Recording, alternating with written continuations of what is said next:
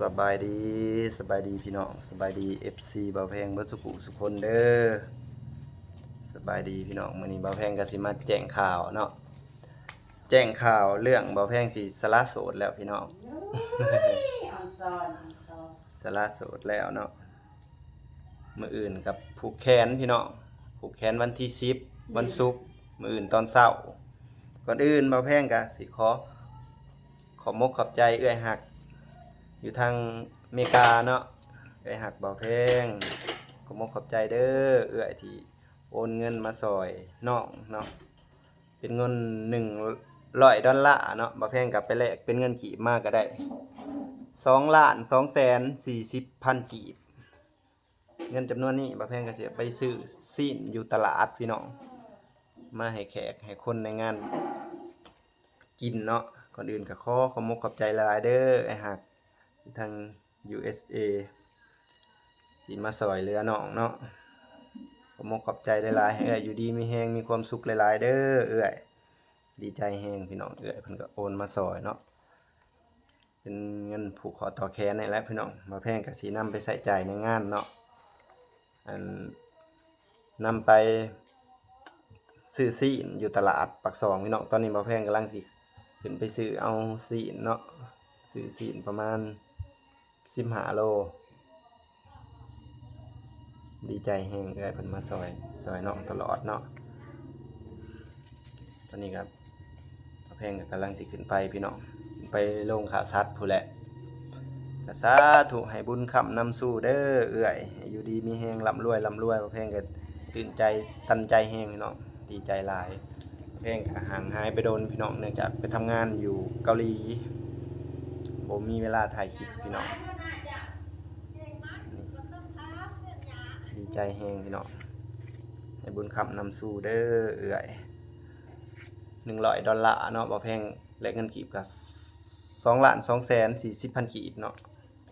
ได้มาเลยเด้อเอื้อยดีใจแฮงเอื้อยมาซอยกันงานแต่งก็ซอยพี่น้องซอยมาตลอดเอื้อยเพิ่นก็ได้ซอยเฮ็ดเฮือนเฮ็ดซ่านงานแต่งก็ซอยบ่แพงก็เตรียมโตสิไปแล้วพี่น้องตอนนี้บ่แพงก็สิไปซื้อมักหุ่งน้ำปลาทองพี่น้องสบายดีปลาเมาซื้อมาหุงไปยังเห็ดตไว้ตำเนาะไปอุดหนุนปลาทองก่อนเอื้อยเพิ่นมาฝากกับบ่แพงก็สิอุดหนุนปลาทองน้ำซื้อมักหุ่งน้ำปลาทองแล้วก็สิเอาขึ้นไปซื้อเนื้ออยู่ปากซองแพงก็ไปเฮือนปลาทองก่อนพี่น้องไปเอามักหุ่งน้ำเพิ่นก่อนตอนนี้กับมาฮอดเพื่อนปลาทองเป็นที่เรียบร้อยแล้วสบายดีพี่น้องโธ่มาแต่เก่าลีใหญ่กว่าเก่างามกว่าเก่าเนาะมาอุดหนุนปลาทองกระปั๊มกระเปียกหน่วยบ่ใหญ่อยู่ในบ่เป็นหยังปะมันเป็นดกเป็นดกต่อยมาเลย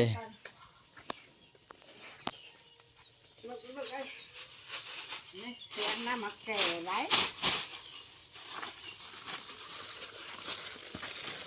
ซื้อซอยเพิ่นพี่น้องเอาแพงกับอุดหนุนไปน้ำเนาะเงินเอื้อยเพิ่นให้มาดกเก่งมันเบิ่งแน่ดินก็ดินบ่กองแพงก็สิมาหุ่มเบิ่งแน่นี่ดกคือหยังนี่ปลูกมาหุ่มนี่ดินเบาแพงเลยดินก็ดินบ่กองแพงขายให้บ่กองแพงชอบมาหุ่มก็ได้ขายโลดปะเอาตปีนี้ของเบาแพงโบเกิดพี่น้องแก่ละซุ่ม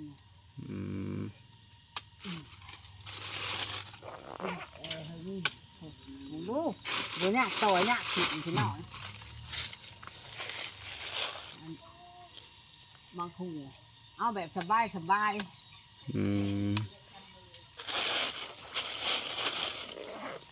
เอาแบบสบา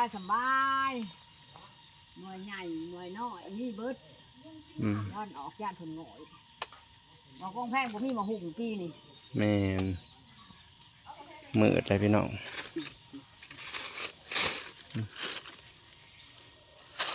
เอาเดี๋ยวได้เอาไปเห็ดได้ เอาไปตำนี่แหละอยู่งาน เออ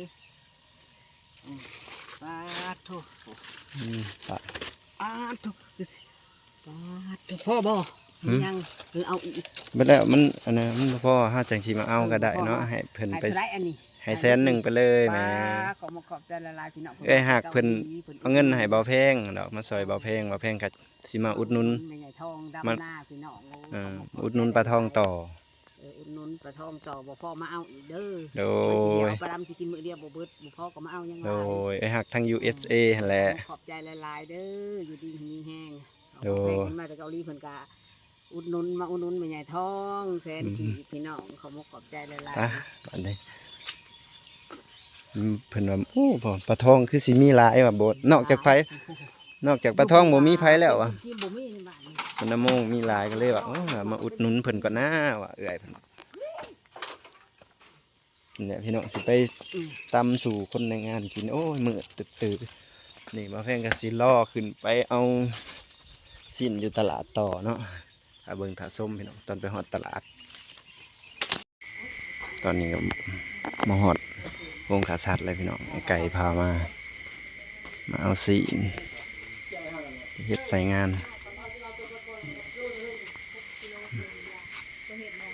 บรรยากาศพอแพงก็สิไปจ่ายเงิน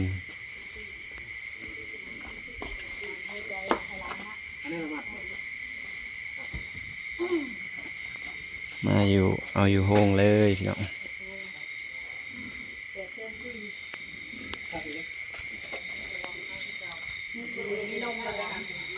บรรยากาศ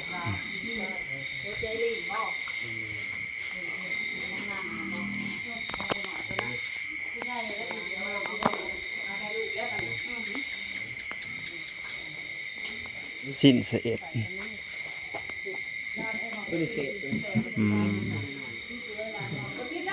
เดี๋ยวว่าเพลงจ่ายค่าสินก็ได้พี่น้อง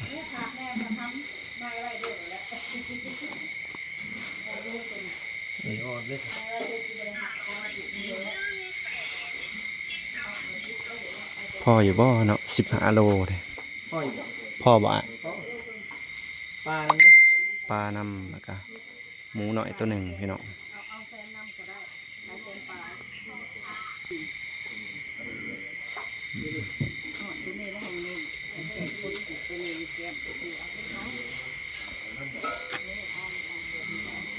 เอาแต่นมกับหัวใจนี่ก็ได้นี่มันแนวมันเห็นยากตัดบ่ได้ตัดบ่ได้ ใช่ของ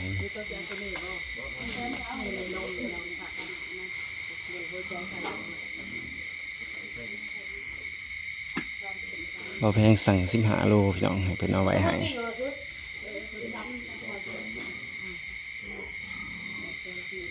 เดี๋ยวบ่แพงจ่ายเงินก็ได้พี่น้องเด้อ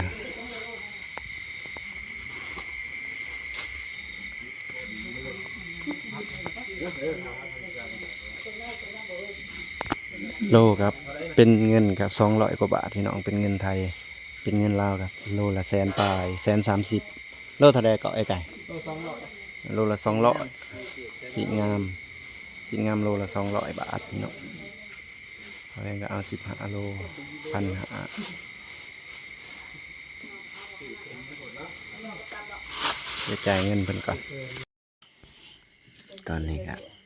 เอาสีมาเลยพี่น้องเป็นเวลาตี 3หรือตี 4ก็ตัวสีลายเต๋อพี่น้องซื้อ15 โลสำงวดตัวหนึ่งตัวนี้สิหนึ่งเขาเลย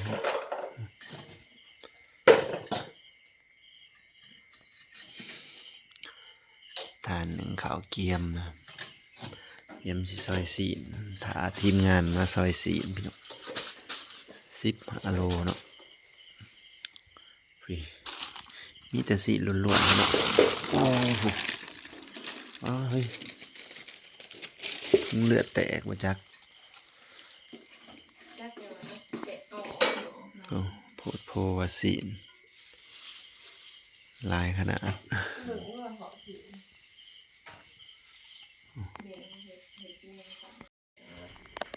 ตอนนี้กำลังซอยทีมซอยเนาะ ตัวมาเด้อเกียมกะเกียมนี่บ่าวแม็กนี่โอ้สุดยอดไปดีพี่น้อง บ่รับบ่นอน จุพี่น้องจุ เกียมงานบ่าวแพงเด้อพี่น้องบ่ได้แม่นง่ายเด้อเพื่อสิได้มาเฮ็ดกินนี่นะ100 ปีเลยพี่น้อง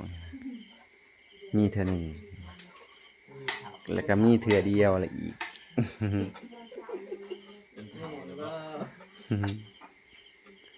มีเทื่อเดียวอีกเตรียมงานเงินเอื้อยเพิ่นซอยมา100ดอนมาแพงกับไปซื้อซีนเบิดพี่น้องเฮ็ดกินในงาน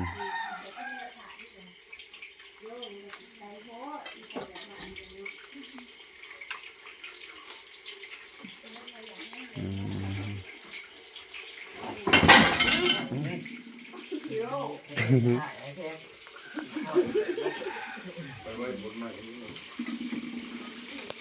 ย็นมอสิงให้เขาไปเอาอีกเลยแม็กขับไปเอามอสิงเนี่ยเอารถนั่นก็ได้มาพี่น้องใส่สี มองกินเนื้อทีที่จะไปอีกกูโบ ใส่สีเลยกัน กูยับว่ากู ขอบมกขอบใจเอื้อยหักหลายๆเด้อซอยเราเพียงกับไปซื้อสีบริขา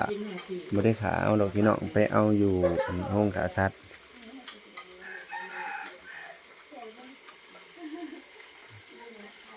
นั่งเห็ดกิน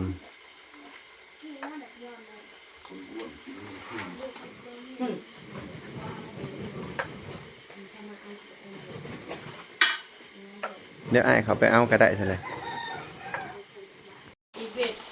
ซอยซอย ช่วงนั้นที่3 รอบเนี้ยที่ ตักนี่สับนี่ ดู บ่ ได้ง่าย ไก่สิแล้วเลยพี่น้อง แค่จะได้ว่า เอาเนาะเว้าให้กำลังใจ ตั้งใจ เว้าให้กำลังใจสีดันเทินนี่เนาะสีดันเทินนี่มิจิลีเลยโทรหาสีดันดิน ได้ใจถึงได้เดี๋ยวว่างเลย งอกลงมาคืนนี่มาจัก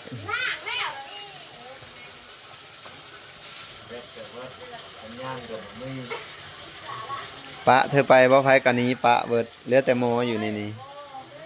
บ่เทินพี่น้อง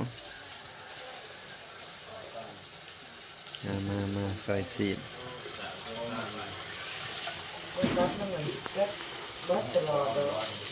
เกียมเลยพี่น้องแต่แขกคนมาเกียมแต่เศร้ามกขอบใจหมู่เพื่อน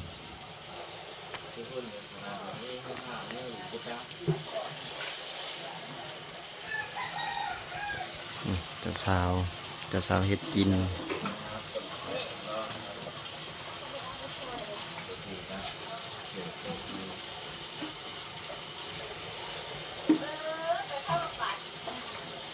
ทางเฮือนครัวเฮือนเขา